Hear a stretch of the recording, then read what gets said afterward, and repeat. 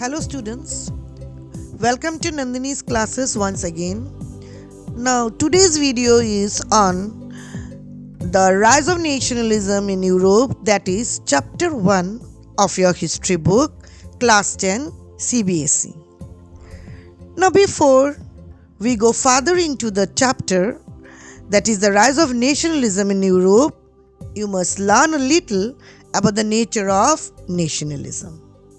That is, what is nationalism and what is its nature? Nationalism is a sense of identity with the nation. Many European nations experienced heightened periods of nationalism in the 19th century. The concepts of liberty, equality, fraternity, and nationalism dominated the social and political scene of Europe in the 19th century. During the 19th century, nationalism emerged as a force which brought about sweeping changes in the political and mental world of Europe. Nationalism is a modern movement. Throughout history, people have been attached to their native soil, to the traditions of their parents, and to established territorial authorities. But it was not until the end of the 18th century that nationalism began to be a generally recognized sentiment molding public and private life. And one of the great, if not the greatest, single determining factors of modern history. Actually, the American and the French revolutions can be regarded as the first such powerful manifestations.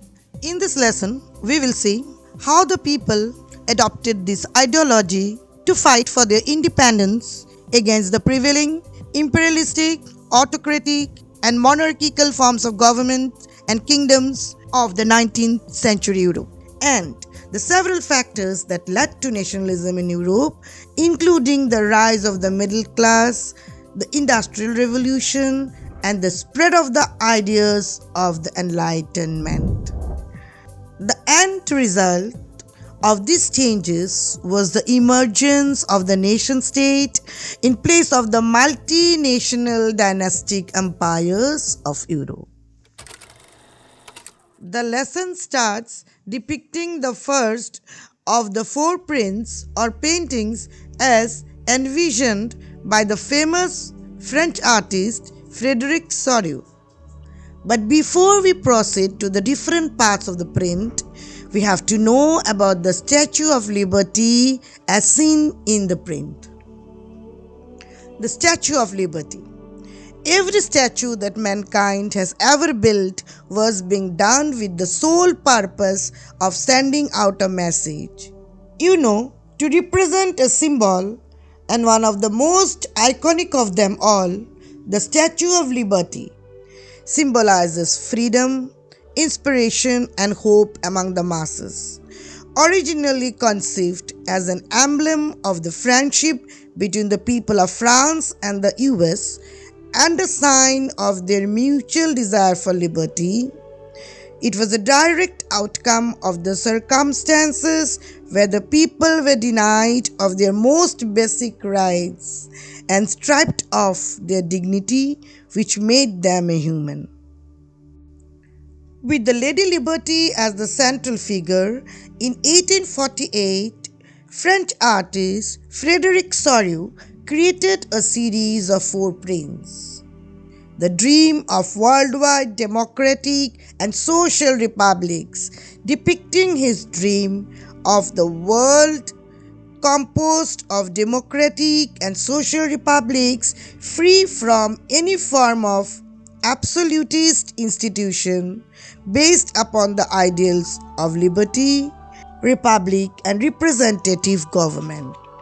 Now, the painting has four parts. The first part, that is the procession, depicts people of Europe and America, men and women of all ages and social classes, marching in a long train and paying homage to the Statue of Liberty.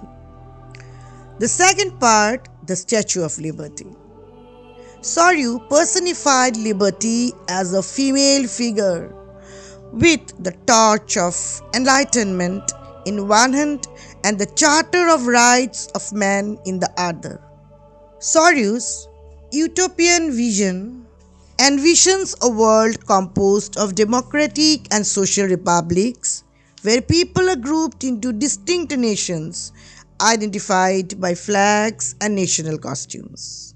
Now, this utopian vision of a perfect society by Sorrieu is so ideal that it is too good to be true. The United States and Switzerland are leading the procession, indicating by this time they were already nation states. They are followed by the French people carrying their revolutionary tricolor. France has just reached the statue by the time the French Revolution has already taken place in France. Followed closely by Germany, with the German people carrying the black, red and gold flag, symbolizing liberal hopes for unification under a democratic constitution. Other European countries such as Austria, the Kingdom of the Two Sicilies, Lombardy, Poland, England, Ireland, Hungary and Russia are behind Germany. The third part, the broken pieces of symbols marking the end of monarchy. The image also depicts the shattered remains of symbols of absolutist institutions on the earth in the foreground, which signifies the end of all absolutist institutions like monarchy and dictatorship. The fourth part, Heaven in the Sky.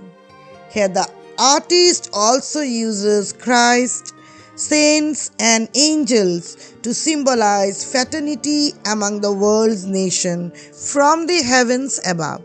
Now, this coming forward of the heavens symbolizes that it is God's will for democracy to exist. In the 19th century, nationalism transforms Europe's political and mental landscape, leading to the rise of the nation-state as a replacement for multinational dynastic empires. This modern state, with a centralized power controlling a defined territory, was shaped by the common identity and history of its citizens and rulers. This commonness was forged through struggles, actions of leaders, and the common people. This chapter explores the various processes through which nation-states and nationalism emerged in 19th century Europe. The French Revolution and the idea of the nation.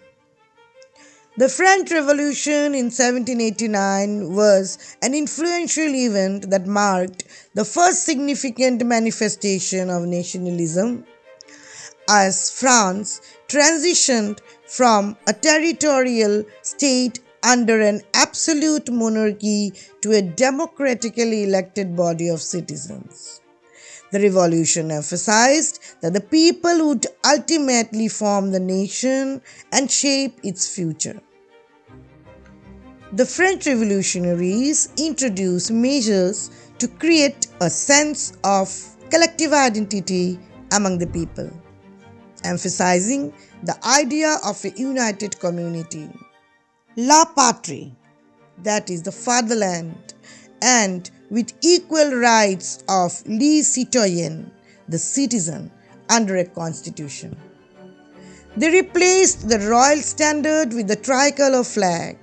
Now, this tricolor flag with stripes ordered blue, white, red was an expression for the triple identity of equality, fraternity and liberty, and later also made the official national flag for use by the common people. the army and the navy.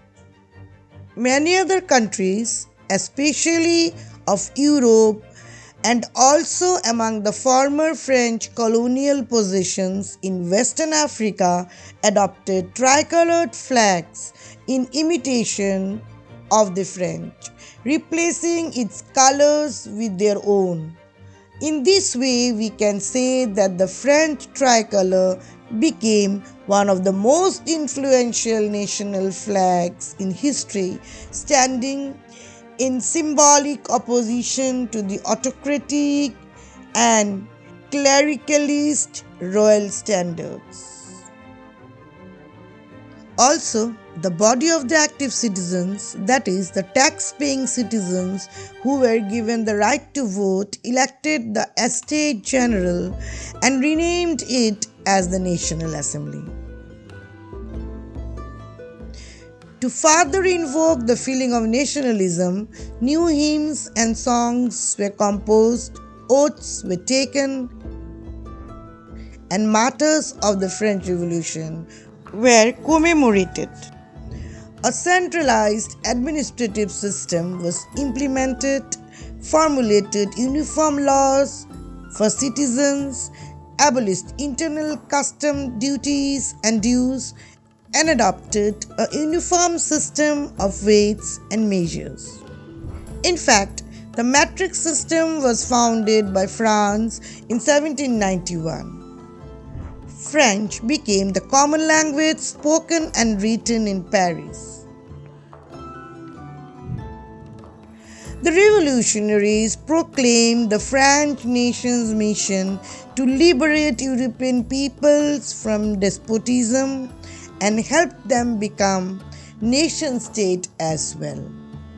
As news of these events spread to different parts of Europe, the educated middle class and students established Jacobin clubs, which paved the way for the French armies that moved into Holland, Belgium, Switzerland, and Italy in the 1790s. The French armies began to spread the idea of nationalism abroad, marking the beginning of the Revolutionary War.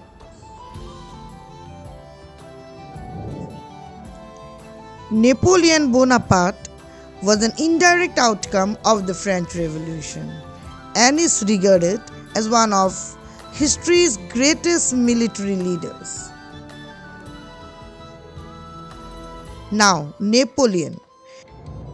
He was well known for his imperialistic motives and his conquest of Europe. There was political and economic instability in France during the Revolution, and there was a struggle for power. Napoleon took advantage of this situation and became commander with the help of the army in order to achieve his imperialistic aspirations. When Napoleon was just 30 years old, he became the eminent political leader of France in November 1799, and by 1804 declared himself the King of France. Napoleon's ascent was a great blow to the face of democracy as he restored France back to monarchy.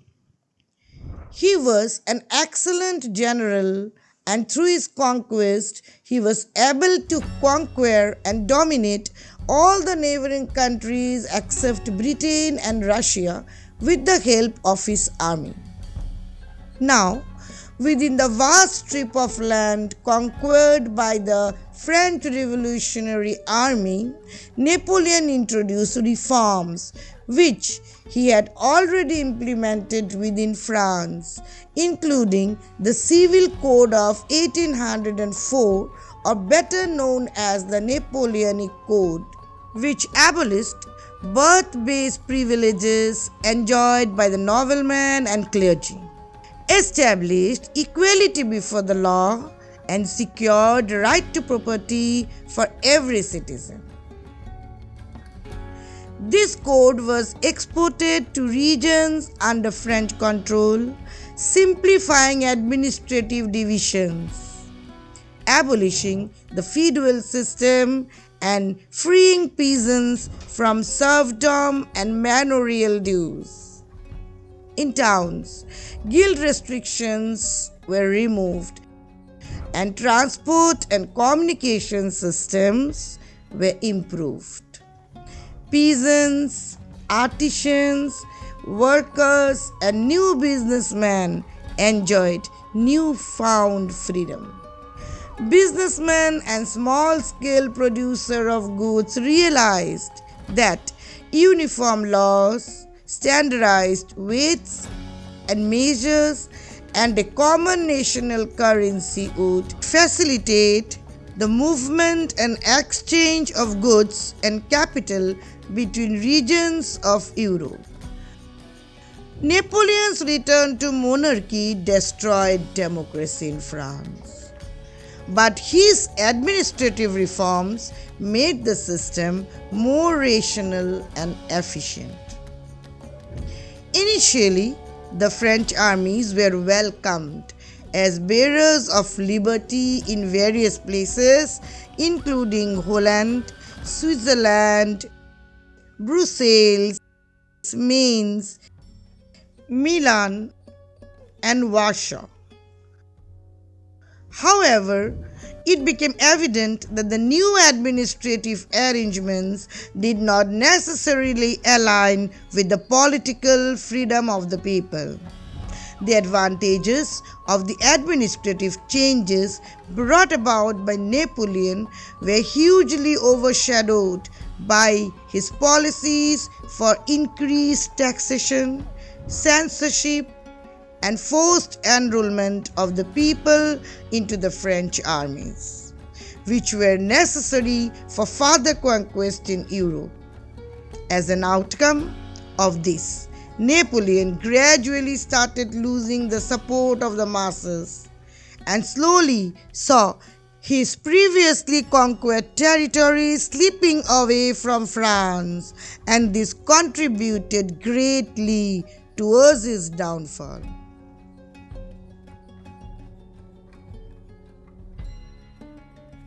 In the mid-18th century Europe, there were no concept of nation-states, but rather kingdoms, duchies, and cantons divided Germany, Italy, and Switzerland, with each ruler governing their own autonomous territory. The most prominent kingdoms among these were the autocratic Ottoman Empire, which ruled over the eastern and central parts of Europe, consisting of regions such as Greece, Ukraine, and the Habsburg Empire that ruled over Austria-Hungary. These regions did not perceive themselves as having a shared collective identity or a common culture. So, due to this diverse nature of the people living in these regions, belonging to different cultural groups and speaking different languages, for example, Habsburg Empire consisted of different regions and people. They did not share a collective identity or a common culture. It included German-speaking people of Bohemia as well as Italian-speaking people of Lombardy and Venetia. Half of the population of Hungary was Magyar. With such differences, there was no political unity among them or no clear concept of a nation. The only tie binding these diverse groups together was a common allegiance to the emperor. However, this difference in cultural background did not stop the people from getting inspired by the ideas of the French Revolution and the desire to become a nation state. And this drove the people towards a common goal, nationalism.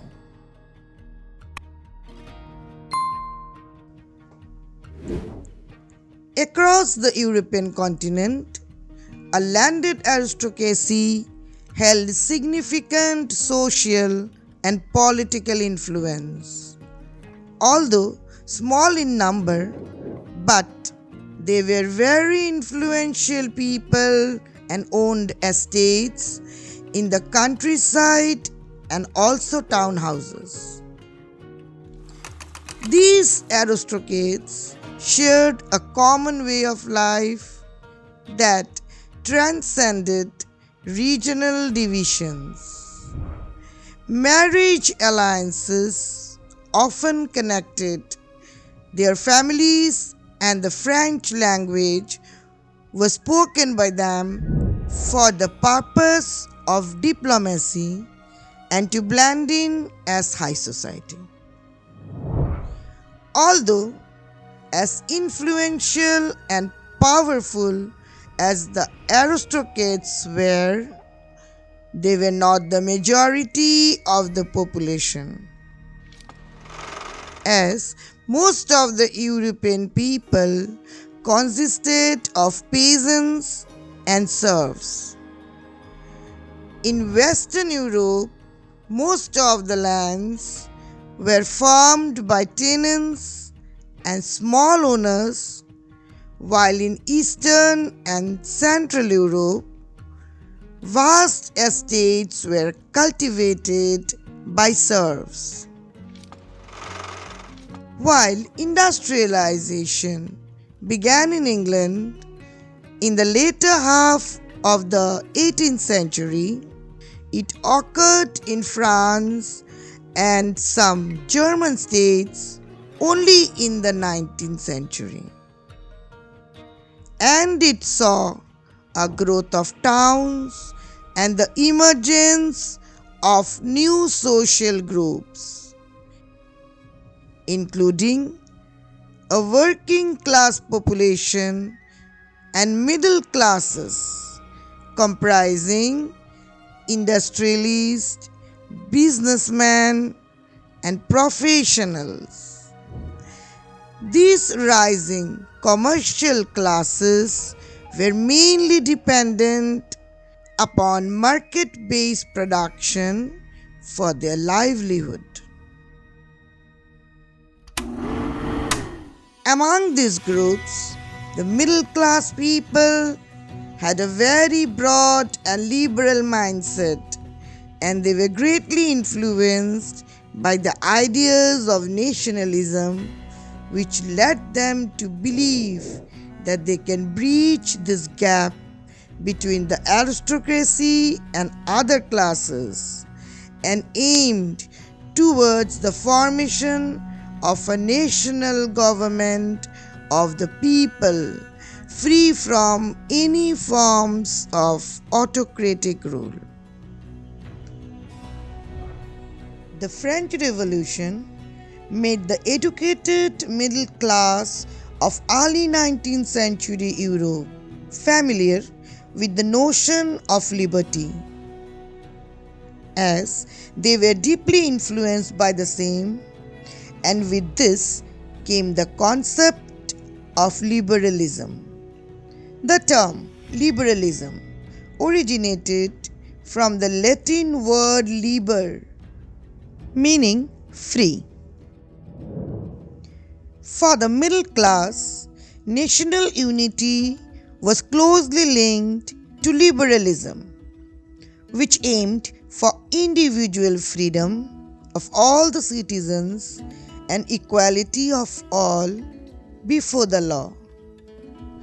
In the sphere of politics, liberalism emphasized the idea of consent-based government. Since the French Revolution, liberalism has stood for establishment of a constitution and representative government through parliament, and the abolition of clerical privileges and autocracy. Liberals of the 19th century also emphasized the untouchability or inviolability of private property as well. The inviolability of property means that the items that belong individually to a certain person or group of persons may not, without the consent of the owner, become the property of someone else. Liberalism advocated for equality before the law, but it did not necessarily mean universal suffrage. In revolutionary France, property-owning man had exclusive right to vote and hold elected office, while man without property and women were excluded. Only briefly under the Jacobins did adult males enjoy suffrage.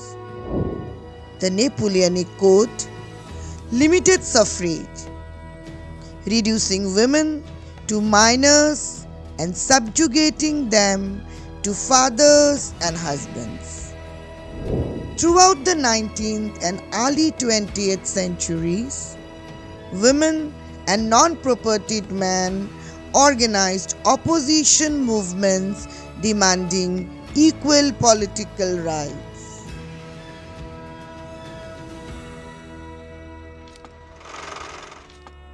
Liberalism in the economic front advocated for market freedom and the elimination of state-imposed restrictions on the movements of goods and capital.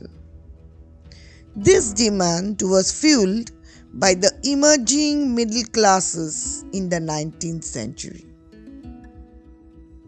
For instance, in the German-speaking regions, Napoleon's administrative measures created a confederation of 39 states with their own currency, weights, and measures. Merchants had to pass through 11 custom barriers and pay a custom duty of about 5% at each one. This involved time-consuming calculations, as each region had its own system of weights and measures. So, we can see that how even though the Napoleonic Code was far ahead for its time, still it fell short of addressing these issues faced by the fast-growing industrialization of the era. The new commercial classes argued for a unified economic territory, allowing for the unhindered movement of goods, people, and capital. And this became possible only in 1834 with the formation of a custom union or Zollverein, which was formed at the initiative of Prussia and joined by most of the German states.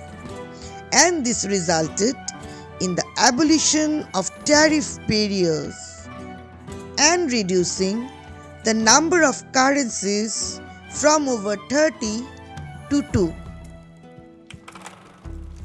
Building a network of railroads boosted mobility even more and used business interest to drive national unity.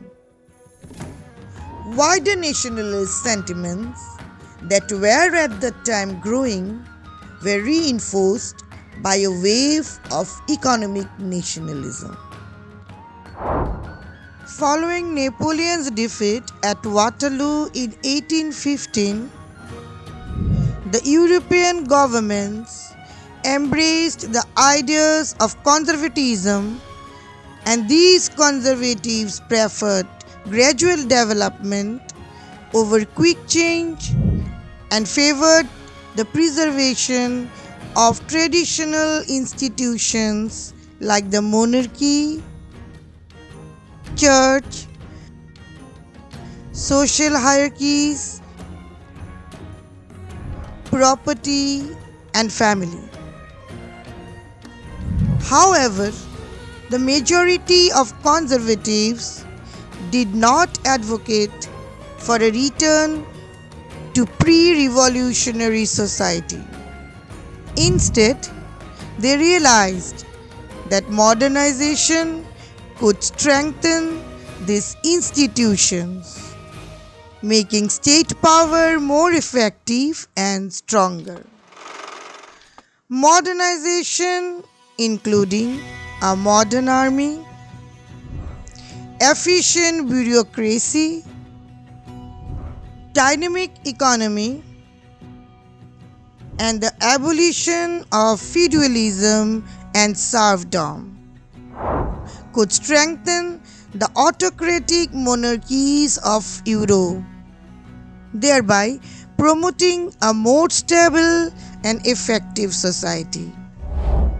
Following the collective victory over Napoleon in 1815, the representatives from the major European powers, Britain, Russia, Prussia, and Austria, gathered in Vienna to formulate a settlement for Europe, or better known as the Treaty of Vienna.